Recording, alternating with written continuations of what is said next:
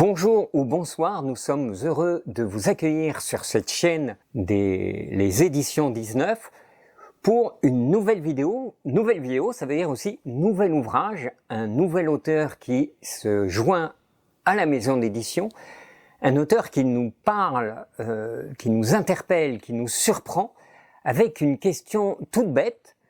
Son livre « Que ressens-tu » eh bien, va nous emmener, va nous guider sur un chemin, le chemin de très personnel de chacun d'entre nous, un chemin qui nous parle de l'énergie. Alors nous accueillons tout de suite Françoise Riopel. Bonjour Françoise. Bonjour Bertrand.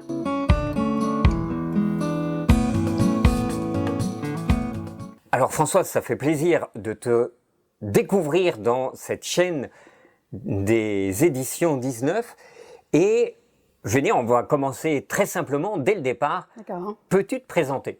Oui. Alors mon nom est Françoise Riopel. Je me présente comme une artiste dans le sens que c'est l'art de transmettre l'énergie et c'est tout un art. Alors c'est pour ça que je me suis donné le titre de catégorie artiste, tout simplement. Magnifique. Oui. Donc tu es une artiste de l'énergie? J'adore ça, oui. Qu'est-ce que ça veut dire une artiste de l'énergie?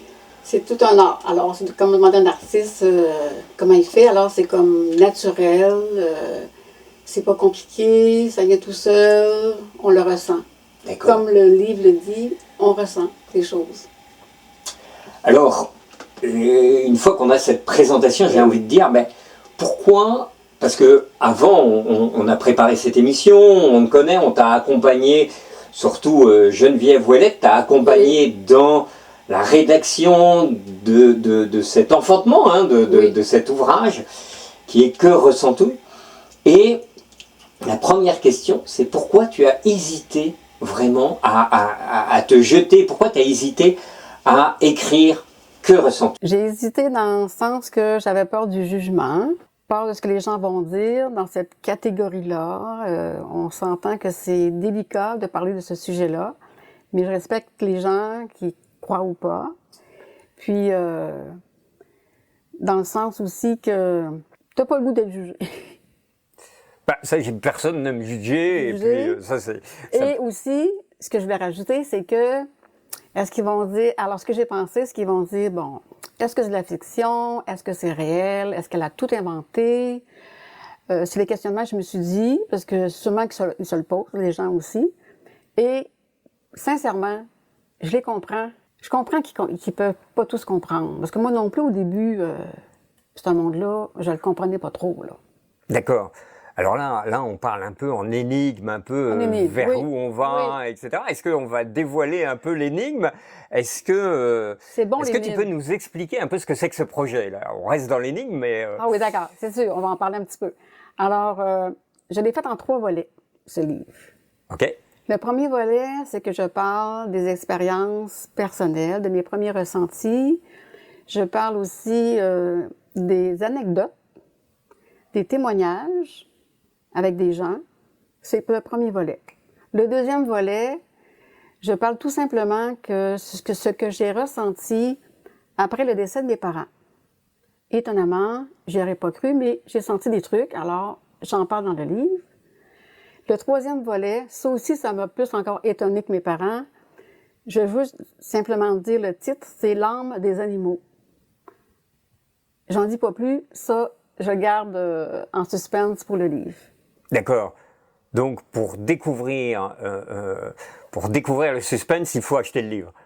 Oui, parce que l'âme des animaux, moi-même, je suis étonnée d'avoir écrit un peu sur ce sujet-là. Il y a des gens qui vont l'être aussi, là. Mais c'est pour ça que j'aime mieux pas en parler trop, parce que... On n'ira pas plus dessus? Non. Moi, le point, c'est vraiment... Qu'est-ce qui t'a amené à écrire ça? Tu viens de parler de tes parents. Qu'est-ce qui t'a amené? Ce qui m'a amené, c'est que je me suis dit que je peux pas être la seule qui vit des choses, qui ressent des choses comme ça, dans le ressenti. On s'entend, on va dire le ressenti de quoi, là? On va dire tout de suite, là, c'est le 6e sens. Sentir, le 6e sens. Bien des gens l'ont. Ils vont peut-être se reconnaître, puis ils vont se sentir moins seuls et sortir de l'isolement. Alors si j'en parle Ils vont dire, elle a le culot d'en parler. Alors, c'est pour rejoindre ces gens-là, puis de parler de mon expérience. D'accord. Oui, c'est surtout pour pas être tout seul. Oui, c'est intéressant de préciser que c'est pas le ressenti qu'on sent les carottes qui sont en train de brûler sur la Non, c'est cuisinière. ici, là. Oh, excusez. C'est ici, là, ce qu'on ressent. Oui. Puis bien des gens ressentent, là. Je suis pas la première. Et quand que je jase avec bien des gens, on en parle, là. Je suis pas la seule. Et j'allais dire surtout les personnes, les personnes un peu plus âgées, parce que peut-être, je ne sais pas ce qu'il en est des nouvelles générations, mais les personnes un peu plus âgées, ben, on connaissait tous des gens qui avaient un peu des charismes, des choses particulières. Ben, parlons-en de ces gens-là. Parce Oui. que j'ai un petit clin d'œil pour eux. Parce que je me suis dit, vous êtes où? Ces gens qui arrêtaient le feu, le mal de dents, les grands-parents. Mais même aujourd'hui, il y a des gens qui le font.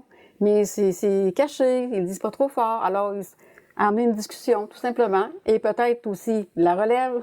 Alors, du coup, ça m'amène à une question. Qu'est-ce que tu as appris tout au long de ce processus? Tout au long de à la fois du processus qui est ton expérience artistique, puisque tu dis que tu es artiste, et du processus d'écriture. Tu vois, j'ai envie de séparer un peu les deux choses. C'est très bonne la question. Ben, ça m'a permis de revisiter mon passé et de me rendre compte d'année en année que c'est beaucoup plus léger. Et quand on comprend, ben, je vais répéter, là, c'est beaucoup plus léger, tout ça. Alors qu'au début, on pense que c'est lourd, mais quand on le comprend, c'est plus léger. Alors, je rassure les gens, c'est léger. D'accord. Et ce qui est léger, c'est de le lire. On aborde le livre en se disant, bon, ça va pas être des choses dogmatiques ou parce que tout à l'heure tu as parlé de foi, Oui. mais là c'est plutôt. J'ai parlé de foi? Oui, tu as dit ceux qui y croient pas, il y a une question de la croyance, c'est bien relève correct. de la foi. Oui. Mais là c'est donc plutôt de l'ordre du témoignage, on peut ne pas croire à un témoin. Oui. C'est de l'ordre du témoignage. Absolument, ça c'est important. C'est le témoignage, c'est pratique, là, c'est pas inventé, c'est des gens qui parlent. Ces gens-là, on les croit, moi je les crois, et je me crois aussi. C'est bon? Alors c'est dans ce sens, oui, c'est dans ce sens-là, c'est bien dit. Et justement, alors, une des questions qui concerne le lecteur, à quoi il peut s'attendre?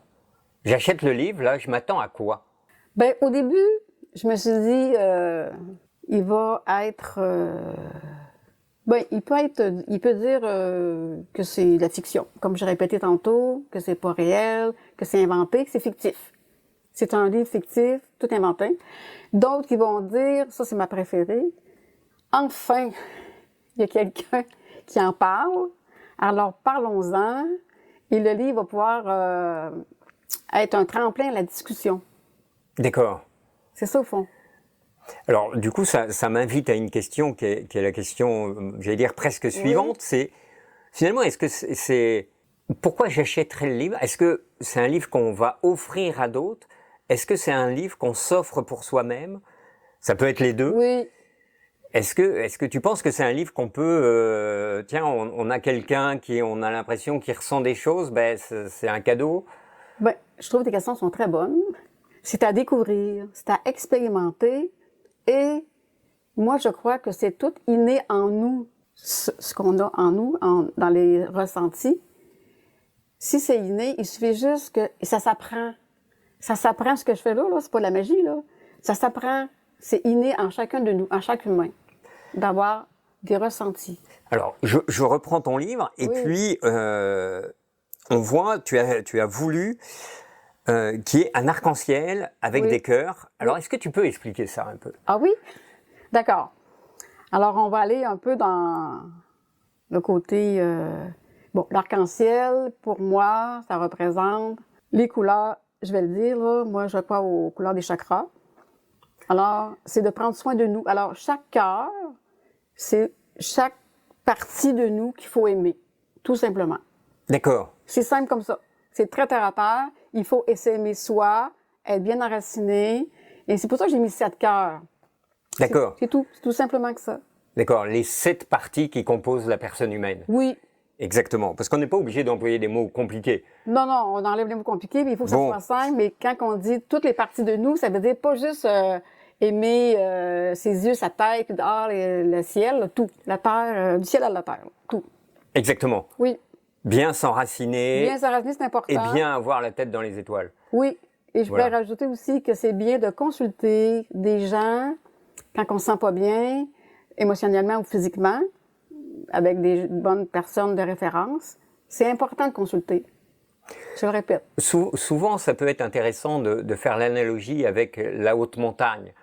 Alors, je sais qu'en Abitibi, on est habitué à voir des très très hautes montagnes, mais si je veux gravir le Mont Blanc, ben, peut-être que c'est bon que j'ai un guide qui va me dire, ben, là, tu mets ton pied à tel endroit, puis là, tu mets... Parce qu'il sait qu'il y en a d'autres qui ont eu des problèmes avant. Parce que le guide, lui, il a fait d'expérience, absolument. C'est en plein ça. C'est pour ça que pour moi, c'est important. Et parce que moi, je l'ai fait aussi. C'est bon. Oui. Alors, avant de terminer, j'ai une question, c'est est-ce que tu as des projets pour la suite? Oui, j'en ai. Alors, j'ai un projet pour un 2e livre. Ça sera un roman. Ensuite de ça, c'est important pour moi, pour le moment, de bien sentir le bon moment. Et j'aimerais vraiment faire des séances collectives d'énergie. Je ne sais pas si je le dis dans le bon ordre, là. Séances énergétiques collectives.